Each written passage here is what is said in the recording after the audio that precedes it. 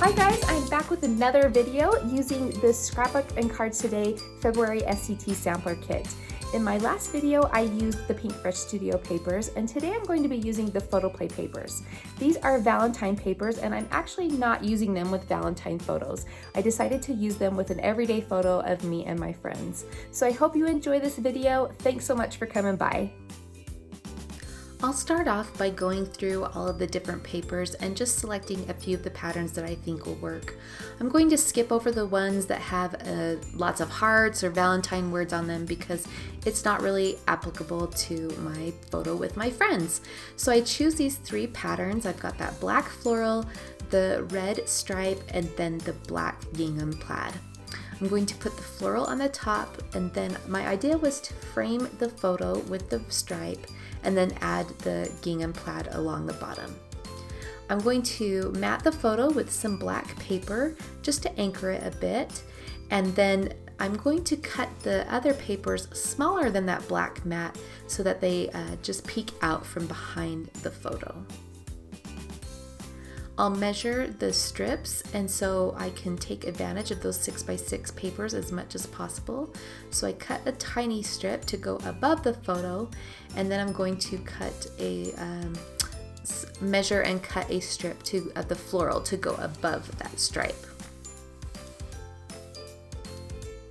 This floral is so pretty and sweet. I usually don't gravitate to colors like this, but it actually goes with the colors of our clothes really well. So on this particular day, it was the first day of school, and my friends and I decided to all meet up for lunch and kind of celebrate having our freedom back now that the kids are back in school, right? Doesn't that sound a little bit terrible? But we met up for lunch and just enjoyed ourselves and had a nice afternoon. We took a little selfie to finish off, and now we have this fun memory. So I have that floral paper across the top, and the stripe paper, I'm cutting a larger section of the stripe paper to go beneath, and then we'll add that layer, that plaid there at the bottom. Really a simple composition that you can do with paper scraps or other 6x6 papers that you may have in your stash. Just select a few patterns that go together and find ones that have common colors, and you can make a really quick and easy layout.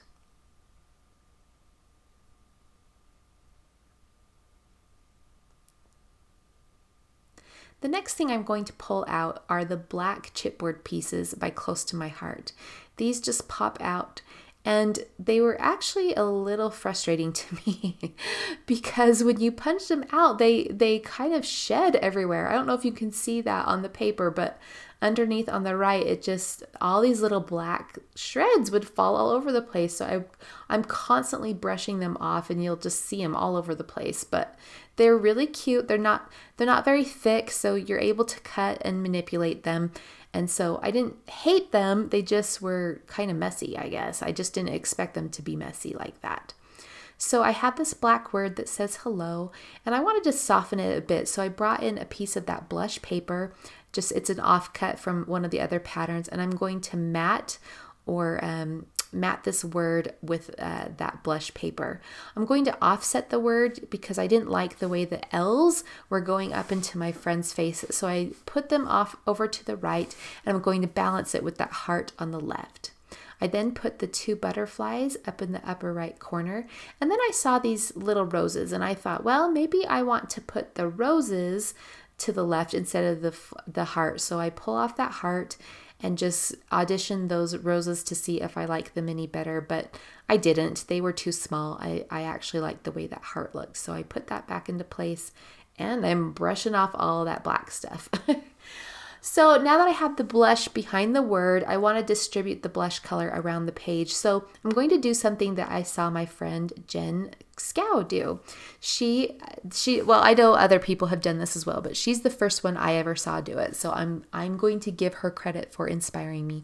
So she once in a while will tear a piece out of the side of her page and then mat some paper behind it. So that's what I'm going to do in that upper right corner. But before I do that, I'm actually going to try another technique that I saw another crafter do. I like to watch Anna White. Her last name is spelled Wight. She's a card maker. And what she does is she takes one of these tracing wheels, those sewing tracing wheels, and she uses it to add stitching to her cards. And so I wanted to try that with this layout. She recommends that you put a piece of chipboard or something soft like that underneath so that the paper has a little bit of give. So this is the first time that I tried that tracing wheel technique, and I really liked it. It was fun and easy to do. So if you don't have a sewing machine, but you like the look of stitching, get yourself a tracing wheel and a piece of chipboard and give that a try. It was really fun to do. I also added distressing along the edges, and then, like I mentioned before, I tore that section out and mounted that blush paper behind there to just continue that blush color. I also matted the entire layout with black, which I think just frames it really nicely and just makes it feel nice and anchored, and I don't know, it just looks very striking. I wanted to add a little bit more black, solid black towards the bottom, so I decided to cut out this scallop border piece, and I wanted to adhere it below the title. When I did that, I realized, I really want more of that red pattern to show, so I tucked that back in there. In the process, I ripped the red paper, so I have to tear everything off and flip that red striped paper around and hide the tear underneath the photo. So that's what I did there. I liked that proportion much better. And before I glued on that scallop piece, I decided to also use the tracing wheel on the top and bottom of that red striped paper, and it worked well. I wasn't sure if it would go through all those layers because I had matted that white paper onto that heavier black cardstock at that point, but it did, it worked. So I was happy with that. I add that little scallop border piece down there, and now I'm wanting to add some blush up to the top of the page so that I have a visual triangle of blush. I had this tag in my set of die cuts, and it said Happy Love Day. Obviously, it's not, this is not a picture of me and my husband, so I'm not going to say that, but I cut off the top of the tag, and then I'm just going to tuck it behind that red striped paper. I pull out some white twine. I think this is some jewelry making twine that I got at Michael's, and tied that in the top of the tag there, and I liked how that looked. So this is coming together, and I'm pointing to the layout there that I'm thinking I'm going to add a big block of journaling there. But before I do, I wanted to incorporate these flowers somehow.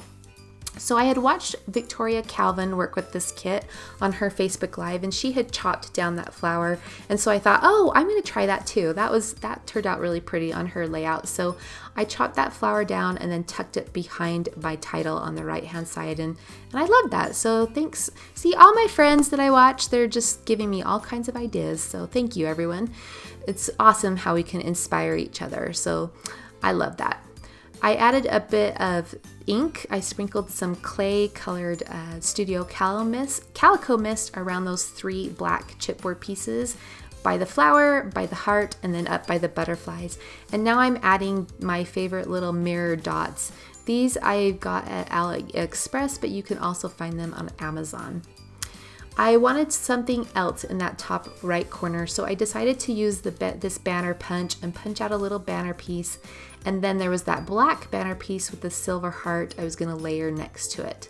I wanted to put something on that banner piece, so I cut out that happy word from one of the other little chipboard pieces, and that looked great. However, the banner pieces were too similar in height, so I peeled off the red one again and just trimmed a little bit off the top so it would be a little bit shorter, and that worked a lot better. So I layered those together, ruffled at the top so it looked like it got distressed with the edge as well, put that happy word into place, and that is it. I am super happy with the way this page came together. It was a lot of fun, it was an easy design, and I hope that you will give it a try. Thank you so much for coming by. I really appreciate it. I love this community. I love that we can inspire one another and share our work. So thanks for supporting me, and I hope to see you again soon. Take care. Have a great week.